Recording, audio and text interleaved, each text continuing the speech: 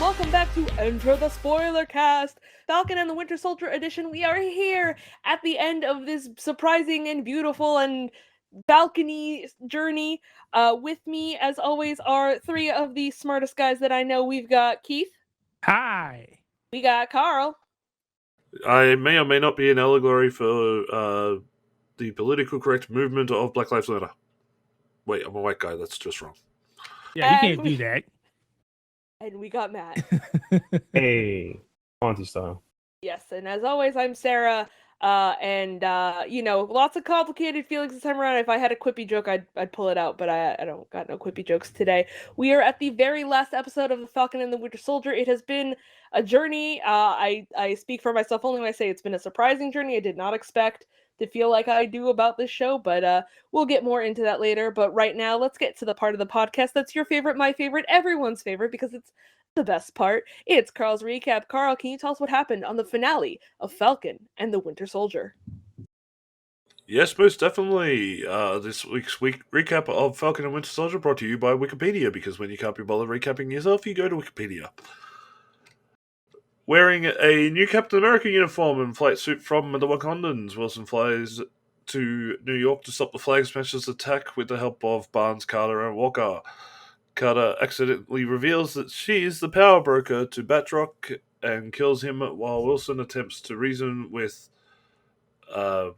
Morgenthau before Carter kills her as well.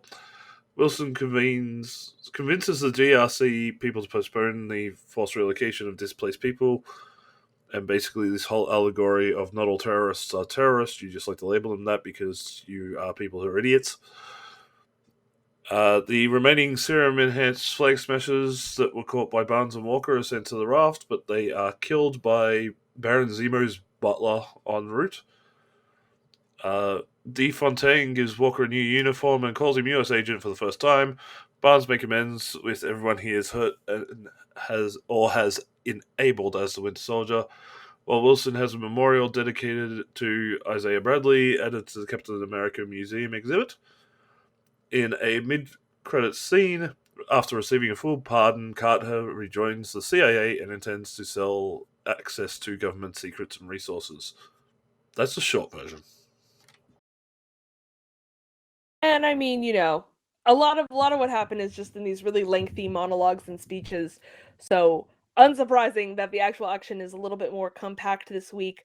So let's start this week like we do every week. Who wants to tell me what their favorite scene of this episode was?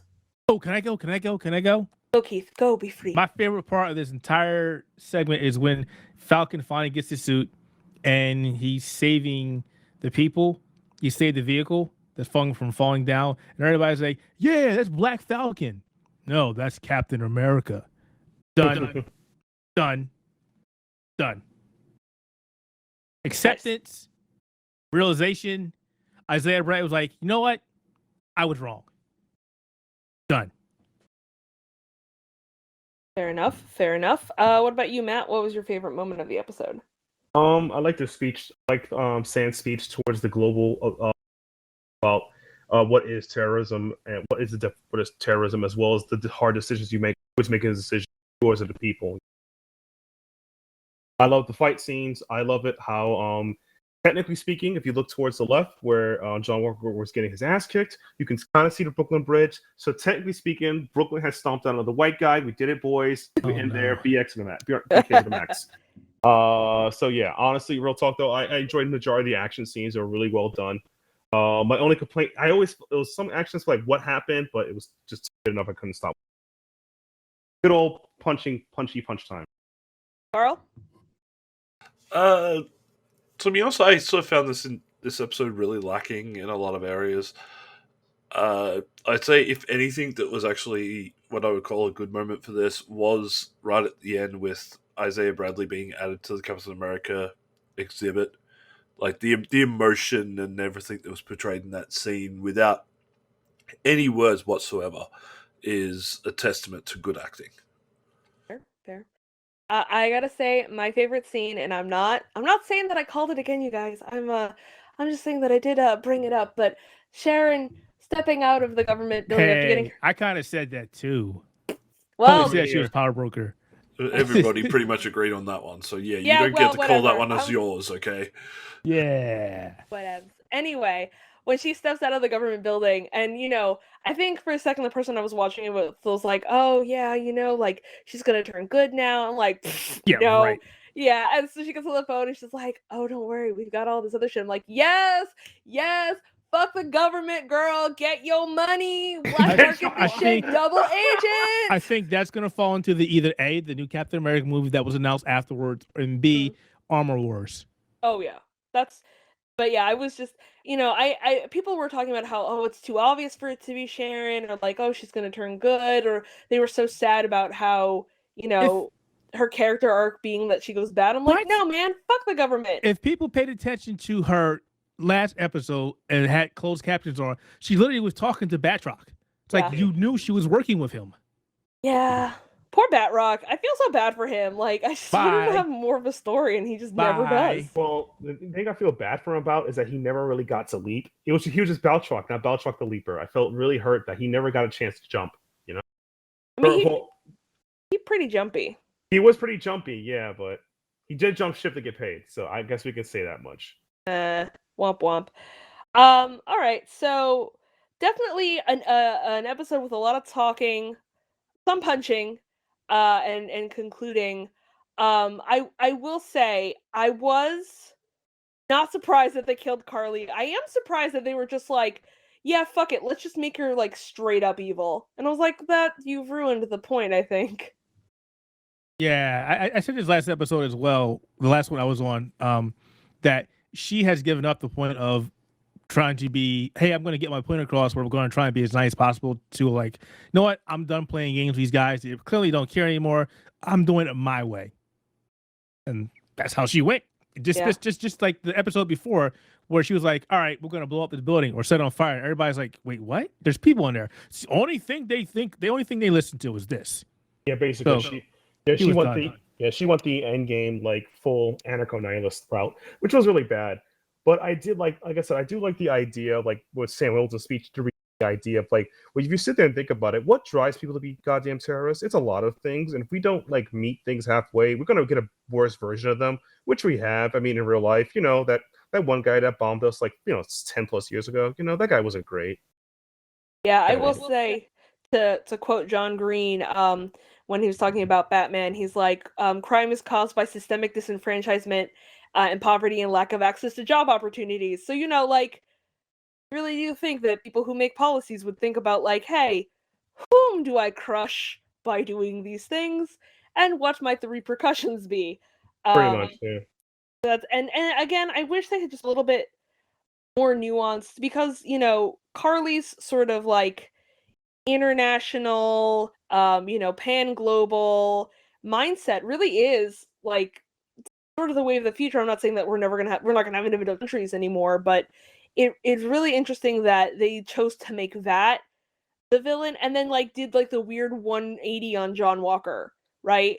Where it's like, no, he's bad, but he helps Bucky, so it's fine. Like, is it though? No, it's not fine, not at all. He's still the bad guy. He just thinks he's the good guy. He's being manipulated with the way he is.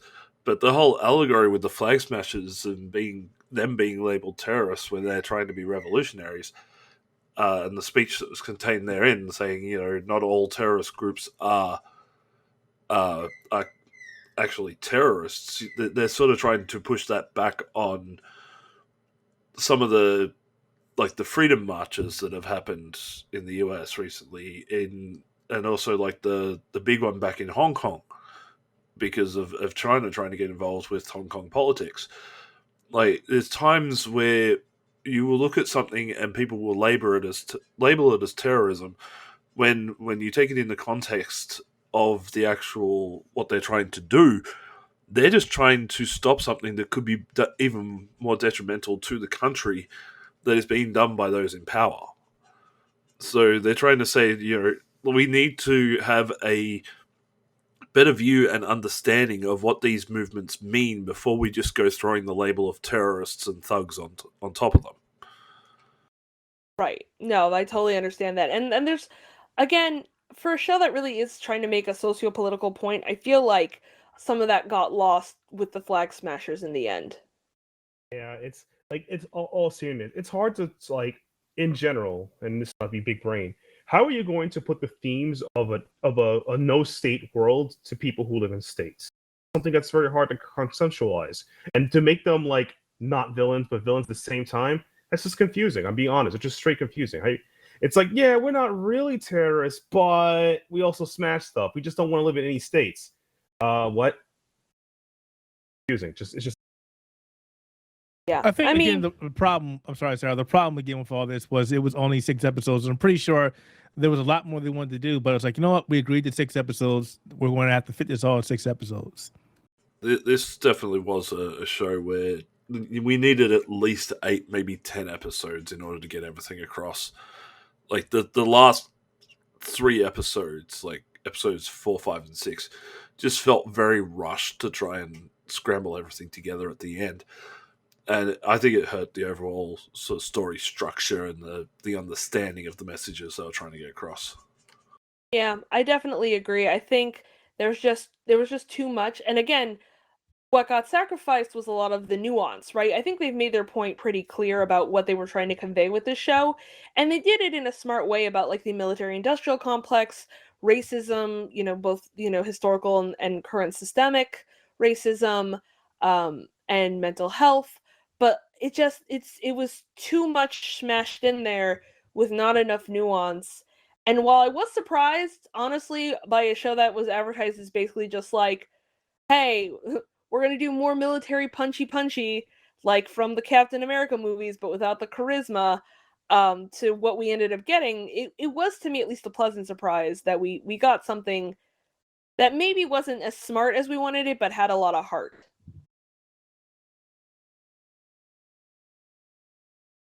Yeah, I guess the best way to describe it is like it had the right heart, but it didn't have the full execution. Though they did touch on a lot of topics I think they could just further better it and in the continuation series, other type. Well, Like actually, that's a good question. If we had to have a season 2, what would you guys want to see in it? Like, for sure. More Baron Zemo. more Zemo dancing 2.0. Yeah, I agree. More Zemo. Zemo gets that last little like wink wink at the screen. I was like, yes, hello, Baron, we miss you. Come back. Honestly, I don't know if there's really much I would like for them to touch on in a season 2. I was sad that like basically he's not going to see the therapist anymore. I was like, the therapist was the best part of episode 1. Like, what the fuck? I think Where's that's my great. therapist? But see, the funny thing is he's been seeing that therapist for so long, right? And then he gets one major conversation with Sam. He's like, dude, you were doing this shit the wrong way. This is what you're supposed to have been doing. Not this way, this way. He's like, oh, I was doing it all wrong. What did he say? You weren't what did he say? He was like, I don't even remember. you were avenging. Yeah, you were Oh. avenging. Yeah, you were avenging. Yeah, you were avenging, not healing. Yeah. Yeah, Something you were like not that. being of service, you were avenging. Yeah. Which, like, that's cute. Like, yes, one conversation and all my mental health problems and PTSD are gone. Like, that's not how that works. Can I have that, please? Yeah, right? I could Hey, use you, it. you just need to go to the same therapist that Bucky used. Supposedly she's really good like that. Then you have to do anything and your mental health issues are solved. That would be so awesome. That'd be sick. Just Sam's social services right at you. Yeah, he can do just about everything else. He's Captain America. He can solve systemic racism. He can solve military bullshit. He can solve your mental health problems. He's the real Captain America. He's the real super soldier. Doesn't need a serum or anything. Who needs that stuff? Yeah. Oh man. But speaking of Captain America, like let's talk about Sam in that suit. His handling of the shield during the rescue scene, like that was absolutely brilliantly done. I love the suit is pretty much 100% comic book accurate, which is brilliant because that was a very well designed suit. Yes. And when he's flying with the wingsuit and everything else, and doing that little thing with the helicopter, like where he's trying to take out the guys in the helicopter, and he's just launching the shield off the backpack and then just throwing it in one shot. Like the way that they've been able to combine the two fighting styles of Captain America and Falcon, with him being, Captain Falcon or Captain American Falcon or whatever you want to call him as a nickname. I reckon that was probably one of the best scenes. Like, just the way it was shot and the way they were able to work the two styles together was extremely well done. That entire segment when he was fighting over the ocean or over the river was, like you said, was amazing. I was like, I'm watching a movie now. It was so good. And not just that segment. All the segments when he was showing his suit, it was pretty much going, hey, like his new suit, this is what he can do. He can do this. He can do that. He can turn it into a shield and stuff can just bounce right off of it. Like, wow. Added bonus is it's made of vibranium, so good job there. Extra strong. I was like, who made this suit? Was it T'Challa or was it Shuri? Because he's still alive. It would have been Shuri. She's the mechanical mind behind it all, remember? Yeah, I mean, that's also a good question about how they're going to handle Black Panther 2. Yeah, let's maybe not think about that. I don't need to be sad today. So yes, I do kind of wish we got, and I understand, again, COVID made it basically impossible to have the show that they wanted to do. I do wish the Wakanda thing had been a little bit more tied in, especially because we are supposed to be seeing more Wakanda now that they are like out and about in the world, now that they're part of the international community. That was one plot point that I was like, I would like to see explored more in like a second season. Like I would want to see more of that that angle of that diplomacy, because it's got to be interesting to be like, Captain America's wearing a suit made by Wakandans, which is not a problem. I'm just saying that like you're gonna have some people who are not cool with that, and that would be an interesting, discussion that like, sometimes America isn't just who lives in its boundaries, but like a spirit. Nobody will ever know. What made your suit? I ain't telling you. They're gonna be like, "Where'd you get the suit?" Not and your the government's business. gonna be like, "I didn't make that." I think it's a phone call from Wakanda, like, "Hey, want to get that pizza boy?" Like, "Oh no, they know." I mean, they literally have no way to find out unless he tells them, because Stark is gone, but you don't know who else is making stuff behind the scenes. You have literally no idea who's doing this. I mean, if you think the American government is gonna let somebody traipse around with their name in a suit that they don't know where the hell it came from, I don't think that is very realistic. But then again, you're saying guys that were like, "This is our shield." No, it doesn't belong to you, actually. So no, shut up. Well, considering that the speech Sam made at the end of the show was basically yes, I'm Captain America, but I'm Captain America for the people. The government can go stick it up where the sun don't shine. So I don't think he's going to be, when they turn around and go, "Hey, who made your suit?" He could probably turn around and go, "I got it from Walmart for all you know, so shut up." I would love to have a Walmart receipt now. Just like, here, this is where I got it from. Walmart? Yes, Walmart had it the whole time, guys. No, it'll be like Ron Swanson. It'll just be a piece of paper that says, "I do what I want." But yeah, I mean, I'm trying to think what else I'd want to see in like a season 2. I mean, I do like that they did sort of land the plane of friendship for Bucky and Sam, but like, I also wanted more of that. I wanted more bromance. Like, I'm not out here. There are some shippers, and listen, there's nothing wrong with shipping. We all have our thing. We all have our headcanons, and it's fine. But there were some people who were like, they should have. Could they have done more friendship stuff? Yes, they could have. I would have liked more friendship stuff. Just saying, that was sort of the point of the title. I would be happy for him to take the last little section between the two, like where they're all celebrating, having the big barbecue cookout at the end, and I would be happy for that scene to be extended maybe about another 5 or so minutes, just seeing them interact with normal people and just having a bit of fun. Because I couldn't stop laughing with, like, as soon as Bucky shows up, Sam's nephews and nieces and that just run up to him and start pretending like they're fighting him, and he sells every minute of it. And then the next time you see him, he's got the robot arm hanging out with all the kids hanging off, and he's just talking like it's nothing. I was so adorable. I was like, but I wanted to see Sam and Bucky argue over who cooks the barbecue. They both were lost. It would have been Sarah. Yeah, that's true. Not me, the sister. I don't cook for He shit. was like, I'm cooking this stuff. He's That making food all did look good too, by the way. I was like, It that does did. look good. Also, like, I love how what Bucky brings is basically like store-bought Oreo cake of some kind. I was just like, yes, no, this is a real America. Like, bitch, I ain't gonna bake shit. I bought it from the Stop and Shop or whatever your local variety of supermarket is. Like, I bought this Oreo I cake. found it at the gas station on the way over. I went. Actually, you know what? Some gas stations in the U.S. probably do have little bakery sections. That would be interesting. Wawa's do. Wawa's, yeah. Well, Wawas are to gas stations as we are to the amoeba. Okay, Wawas are just like an elevated plane of existence, and like we are not worthy. I stand by that, yeah. Yeah, I've never been to a Wawa. I've always wanted to. But that's neither here nor there. So, in terms of, I want to phrase this carefully. In terms of the scenes that we did get with, you know, Falcon Sam as the new Captain America, do we have any thoughts about him bringing out Carly's body? I don't know why it like low-key made my brain think of like La Pietà, which is that scene where Mary's holding the body of Jesus. I'm like, why am I getting like weird savior? No, because that's totally how it was. That's exactly how it was. I envisioned Sam was an angel.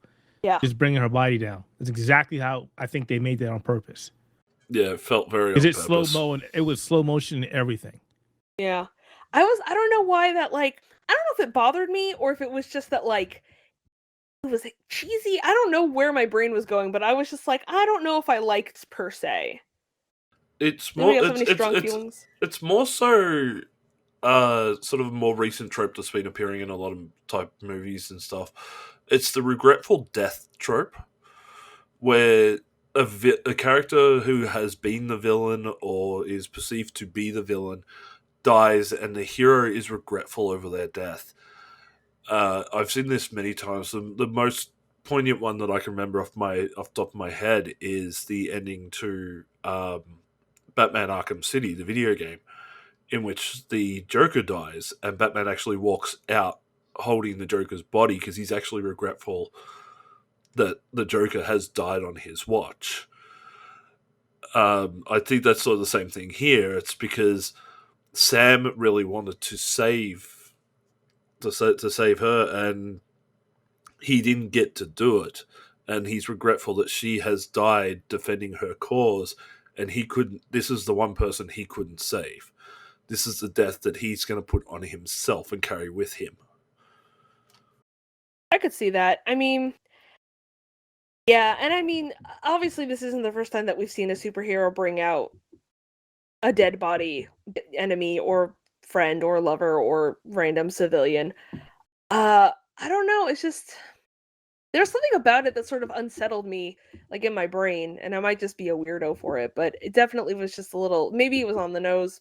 I don't know. I also wish maybe that Bucky had a little bit more to do in the final battle itself. Maybe COVID restrictions are sort of to blame for that one as well, but I don't know. I feel like once they catch the Flag Smashers that are trying to run out the one way, then it's just like, now you're done. You're good. Thanks, Bucky. You did everything you had to do. I kind of like that little ending though, when they caught the Flag Smashers and it's Bucky and Walker and Bucky are talking, and Walker is like trying to be like, "Hey, good job, buddy," and that Bucky's quote, like, yeah. Bucky's like, "Not when you do it." He was like, "Just leave me alone, pal." Yeah, fair enough. But I do kind of like the redeem arc for Walker. I gotta be honest with you, they didn't paint him to be the total ass that I was expecting him to be. They kind of made him a character that you can actually rationale with. When you go and say, "Oh, hey, well, he killed this guy," yeah, and your best friend just got his ass kicked and killed, you'd be a little upset too, wouldn't you? I guess. Yeah, they sort of did his character by half measures. I think that they weren't, and it's hard because, like, they had him basically be like he's the United States war hero, and like clearly like anything that he, like they didn't paint him to be like personally a bad guy. So if they had given him like an actual character defaults in his personality, then it would have made more sense to make him the villain. It felt like they sort of did him by like half measures instead of either going like, no, he's totally misunderstood, or no, he's just straight up bad. He's the bad guy. So I enjoyed his, like I said, his redemption arc, and I love the fact that when they finally did make him U.S. agent, because we all knew they were going to do that. He comes out and he goes, "It's the same." And the way he poses himself, Yeah, but black. Like, yeah, U.S. agent, hey. And he's all happy. He's like, "Again, I'm back. I'm back. I'm back. I'm back." Like, all right, congratulations. Now, when are we going to see you again? Probably in Captain America 4. Well, that's the other thing, though. It's like, I don't... Like, you keep calling it a redemption arc. I don't really see it as a redemption. The thing with the U.S. agent character and John Walker in this is he has always been misguided. You know, he had a certain mission or a certain set of parameters that were set forth to him by the US government when he became Captain America. And he was just following those orders, as misguided as they are. And once they stripped him of being Captain America, he still continued that mission because the super serum had messed his brain up. But then once Valerina Del Fontaine decided to step into the picture, she's also manipulating him. Like, he's not going to exactly be working on the side of the Angels. He's not working specifically on the side of the government. He's working for her, and she is pretending to be a part of the government. Right, but I say redemption for him is, so he was Captain America. He messed up. He was stripped of his rank. He stripped of everything. He realizes this, and he's like, "No, I'm still going to be Captain America. I still can do the good thing." And as he's in the fight, and as he's doing what he's doing, and I think the biggest thing is, after that's all said and done, and him and Bucky are watching Sam talk, and he realizes that, you know what, he makes a point. He's right. He's not arguing. He doesn't run up and say, "You know what, shut up, you're screwing up." He's agreeing. He's nodding his head. He's like, "You're right. You're right. You're right. You're right." Yeah, but again, his view and worldview of things isn't the same as, like, he's standing there going, "Yeah, I agree with what Sam's saying." Again, in his head, he could be hearing something completely else. He could be seeing it in a different light than what Sam's explaining it. The entire thing was that he is very misguided and very easily to manipulate. And I don't see any of that having actually changed throughout his entire character arc. no, Yeah, no, I agree. I don't think if you had nods. I mean, because you're missing a very big part right here. When he's fighting the super soldiers, and he has a choice to either keep fighting the super soldiers or save the truck that's falling, what does he do? he kept on fighting and saved the last minute. See, the thing with that, he was still on his vengeance train. It only took a split second of consciousness, my God. But So he kind of- did the right thing. He went and saved the truck. I mean, Yeah, but doing the right thing is not just like, that's not enough of a redemption arc. Like, that's like saying, you know, you one moment doesn't change the entire story. Yeah, like remember, he went there for vengeance points. And remember, he fought all the way until the truck was leaning over. The truck was there the whole time. He didn't care until he saw leaning. That means that his priorities, even when he saw the truck on fire, was to go get vengeance points. He was still trying to get vengeance points, my God. He wasn't there when the truck was on fire. yeah, it was. No, that was Bucky. Yeah, No, that was there was a fire next to the other truck, and then Carly drives away. He had basically the ability to get the hostages out of the one truck, and then he chooses to fight Carly instead. Which is I don't know. You guys, I get it, but there's a lot of people saying one action doesn't change things. But we've all seen enough movies and films and comic books to know that, hey, you did something good. You're a good guy now. It depends on the context of it. My take of it is that, like I said, John Walker is a misguided person. Oh, he's totally misguided. He's still driven by a lot of his general shitboy actions, like, again, point of vengeance. Yeah, I agree with you, but I got my revenge, so I'm good. Like, you didn't see him like bat an eye when Carly's died. When it was sad, he's like, well, boop, boop, boop, boop, boop, you know, revenge is done. Save my friend. Well, he's gonna kill her anyway. I mean, let's go back Yeah, for a second. Let's be real for a second. Was he really gonna be able to kill Carly with that shield? I mean, you just said it. He was going to try to, but anyway, he was gonna try. You were like, wait, why isn't it working? Well, it's not exactly the same shield, my dude. Do you not see it falling apart? That fucking shield was hilarious. I'm sorry. Like that's so not gonna work, man. It crumpled. Yeah, it's like you got that at definitely got that from a toy store. That was the Walmart purchase right there. That poor shield. But yeah, I don't know. Again, there just wasn't enough. Like, again, if he had a character flaw that he had overcome, if like a definitive personality character flaw, or if they had made him more villainous, then you know what I mean? Like, I feel like there's no redemption because like they both didn't make him that bad, but also didn't make him that good when he like quote unquote redeemed himself. Like, it's just a character done sort of like. We kind of needed a secondary antagonist because, like, our first antagonist, like, we don't really get to them for a while, but also, like, we need something to sort of step in to show what a giant asshole the American government is, Yeah. And it just wasn't for me. It wasn't done well enough for him to have any kind of real arc. I was like, we got the same person who the person who entered the story is the same person who's leaving the story. I don't think they're really that different. Yeah, that's the best. Actually, that's the best way to describe it. We got the same guy you saw at the beginning, the same guy at the end. That's not a bad thing, but not a bad thing. No. But now I'm actually debating what you said earlier, how you wanted more bro time. And I think what you really wanted, Sarah, was that scene where they hugged. I think like after the speech, like just a single tear from Bucky's eye, just that single tear from the hug would have satisfied you. Yeah.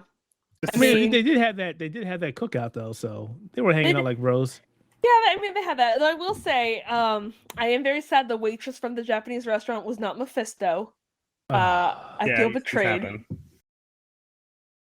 But yeah, I mean, the fact that he ends up going to his friend, I was like, I felt so bad. I was like, you've lost your friend. It's so sad. Like, oh, poor Bucky. Just everyone's so mean to Bucky. He's just trying to do his best. I mean, obviously, like, if somebody was like, hey, I murdered your son, I would be like, oh, cool. Get the fuck out of my house before I murder you. But he didn't get to go on a second date either, so yeah, he got screwed all the way around. He didn't get screwed. I think that was the problem. Yeah. Poor Bucky. That's great. Hey, sometimes it's one of those things where you do the right thing and you just get punished for it, and that was the whole point of that particular part with Bucky going back and actually telling the truth. Is it didn't end. He lost a friend and he lost a potential date, but at the end of the day, he was more inclined about doing the right thing than trying to preserve something of that nature. Yeah. I still feel bad for him though. I'm just like, oh fuck Bucky. Yeah. I'm like, oh, poor Bucky. Like, he works so hard and yet like the dude's probably got the worst case of blue balls in like history, man. Like, that's just ugh. There are so many things that I could say right now about the power arm, but I'm not gonna. I think the worst part was like when he looked into I think it was a restaurant, he saw her. She just looked down, went back to the old man. You knew, like, oh, I'm definitely not getting a call tonight. It's over. Yeah, I wonder what he told her though. He's just like, just so you know, that guy who always comes in with me, yeah, he murdered my son. And she's like, this guy's like a serial killer. Like, she just waves at him like, oh no. Oh man, like, My first time, guys, please. I don't want to get murdered, please, thank you. I'm good. I just wish this was a little longer. I mean, honestly, I felt that way too. But I'm glad to see that, Sarah, you changed your opinion on the show, because I remember we were going and you were like, I don't know about this, and you really enjoyed this. So I'm glad to see that. Yeah, I think I just thought it was gonna be kind of shallow, and there's nothing wrong with like a show that's just made to be popcorn. You know what I mean? Like, I don't want to be one of those people who decries things that are made just for funsies, because you need those. You need those things so you don't lose your mind and like stab someone to death by accident. I'm mad that Don Cheadle never came back. He's like, I'll talk to you later, Sam. It's like, but you never talked to me later, buddy. Yeah, Don he'll talk to him in the movie, don't you worry. And also, like, Torres. I was like, I want more Torres. He's so sweet. He looks like... I think they got plans for Torres.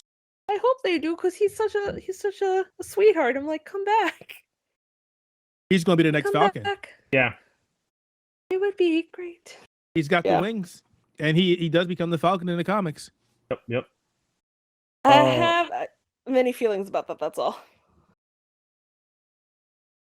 So, what do we feel sort of overall now that we've got the final episode overall?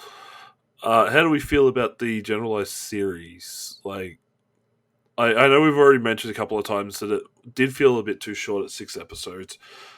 But is there anything else that was want to be said about the entire series overall? I like Keith said, I definitely enjoyed it more than I thought I was going to enjoy it. If I had to give it a rating out of 5, I'd probably give it like a solid 3.5 to 4.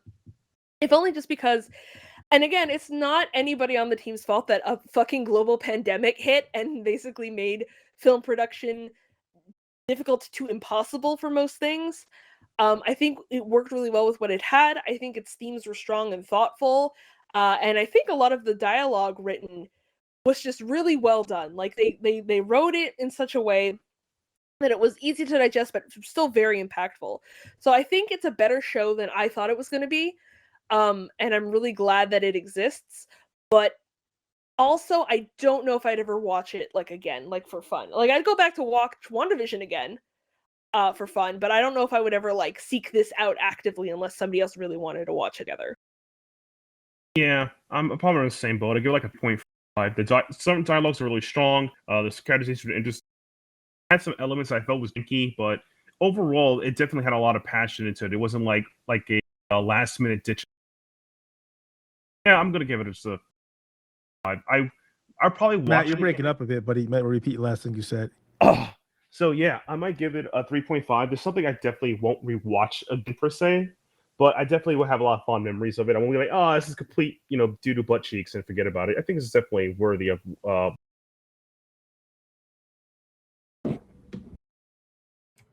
Yeah. So, my personal feelings, I really enjoyed the first half of the show. Like, it was that good overall sort of adventure romp where you got a couple of guys going around trying to solve a mystery and everything else.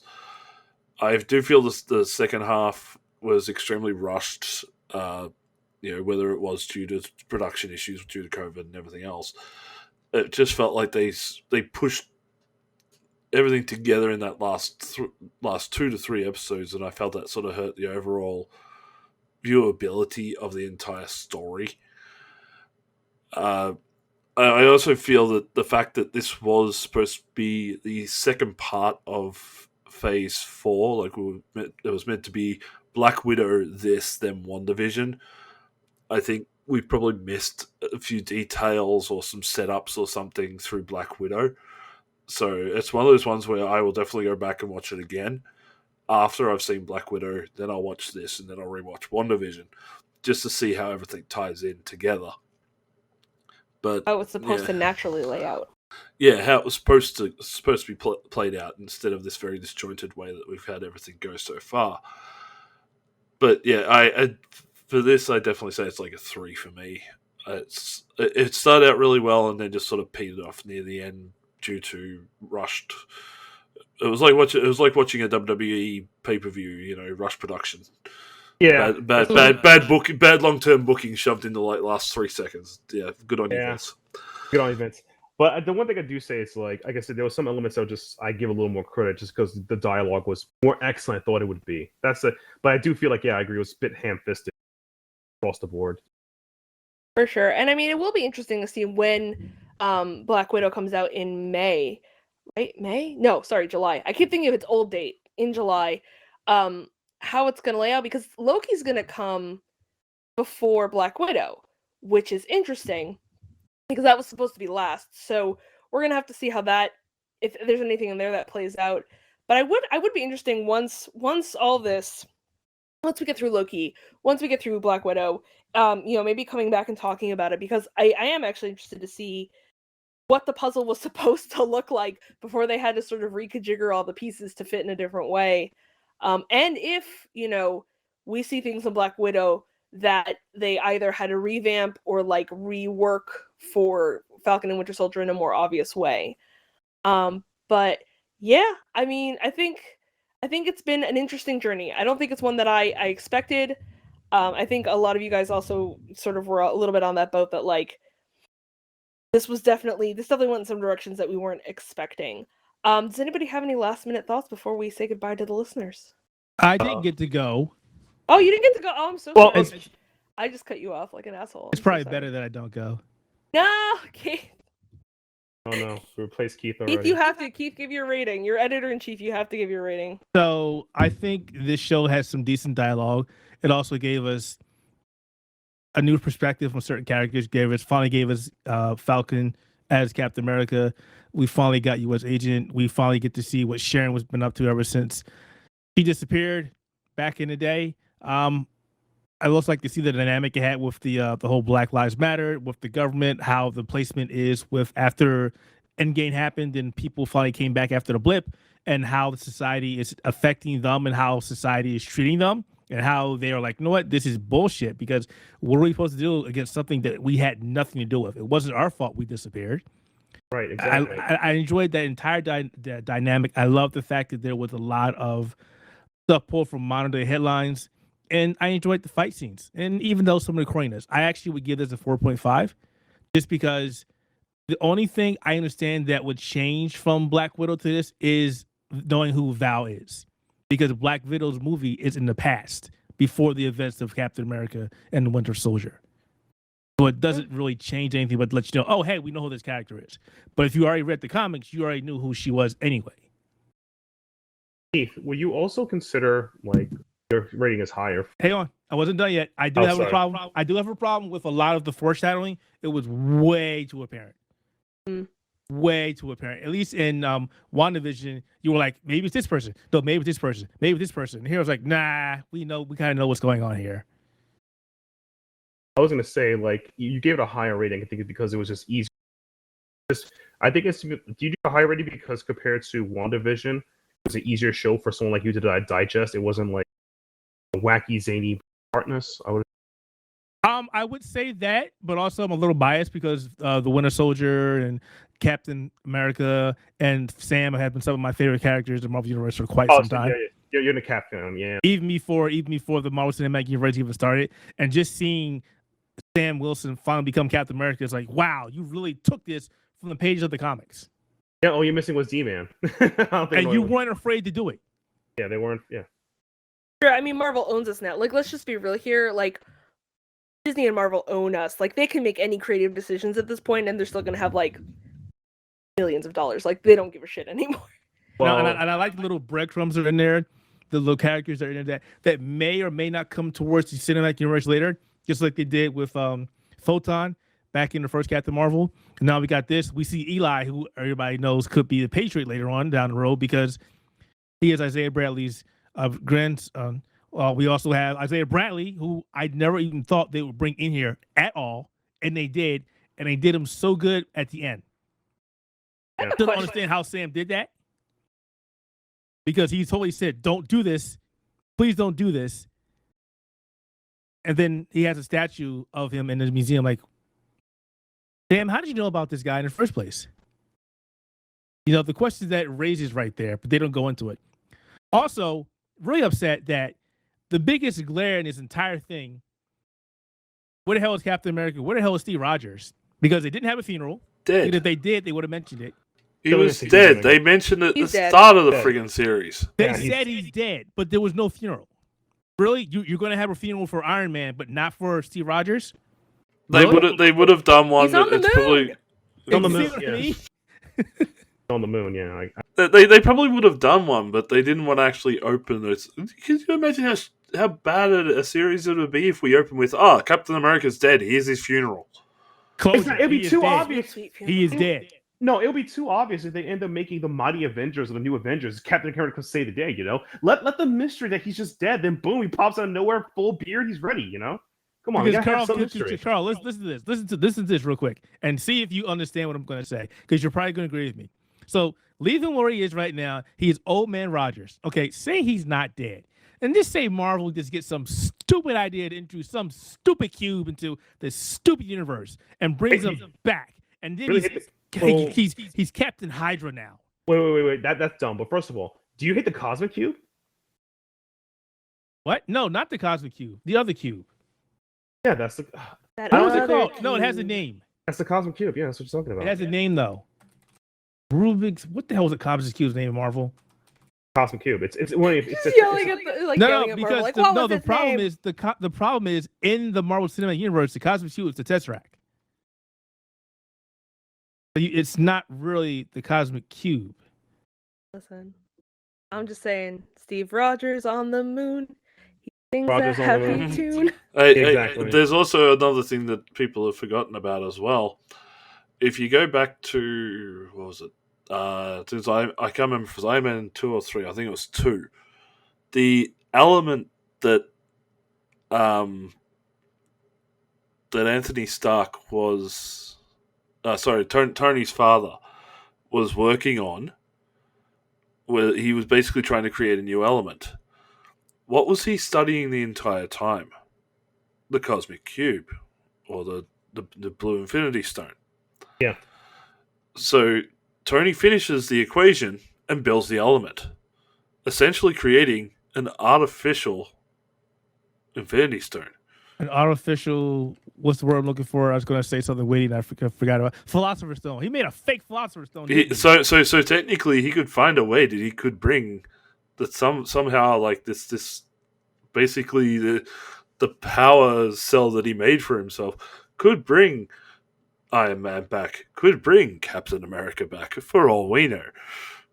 But then again, it's Marvel. They don't need a real reason to bring somebody else back, because they do it to just about everybody in the goddamn Marvel universe except Uncle Ben. And Goliath. Look, Goliath. Goliath Uncle will Ben- return at some point. I can almost guarantee it. He's been dead for like 20 years. He's not coming back. Gwen Stacy was dead for 35. Yeah, Spider-Man's first love. Rogers on Wait, the no, moon. that's not Spider-Man's first. Spider-Man was the office lady. Get out of here. I forgot her name already. Betty Brant.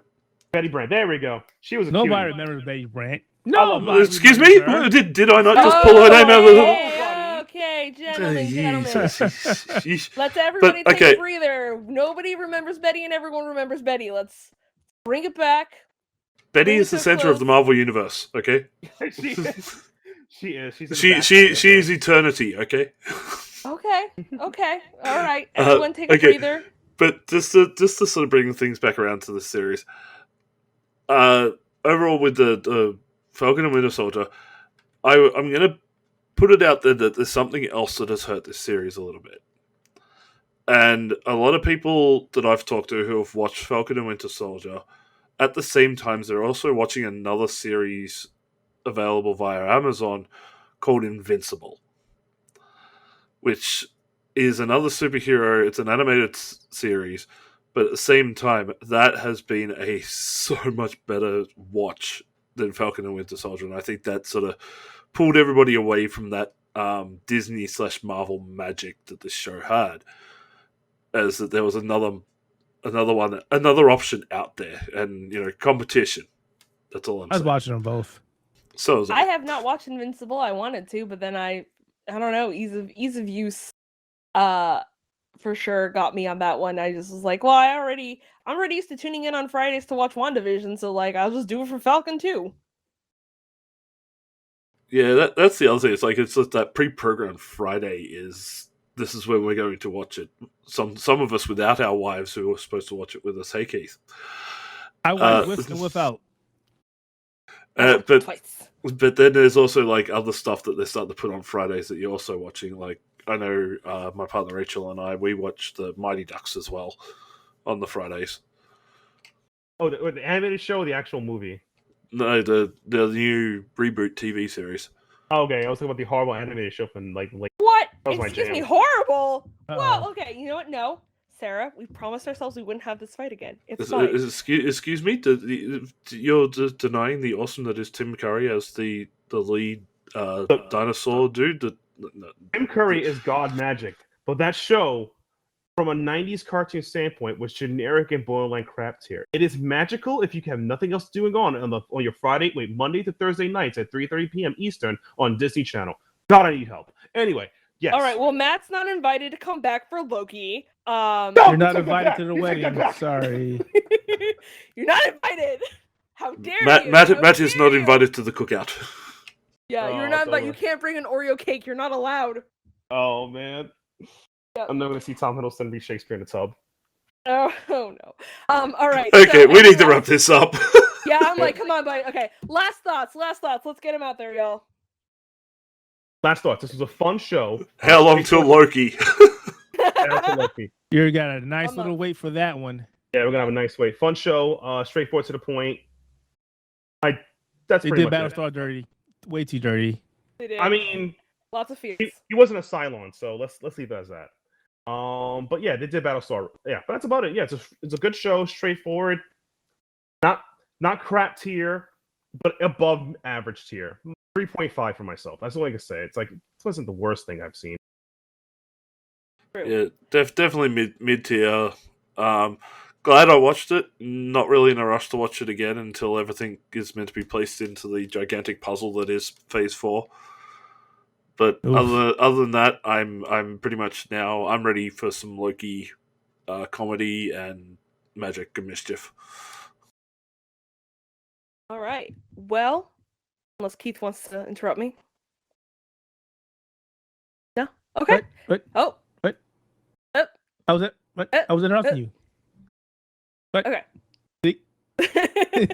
We're terrible. Anyway, thank you guys so much for tuning in. We will be back when Loki comes in June. We'll have lots of opinions then. Of course, if you want to see stuff from Keith, Carl, Matt, and myself, we are over at the Outerhaven.net, where we host other podcasts. We write really cool news stories and reviews and op-eds. You can check them all out at the Outerhaven.net, as well as anything that you want to know about TV, anime, video games, all that great stuff. It's all waiting for you right there. But until next time, guys, and this is going to be a bit of a long one, but please stand by. Oof.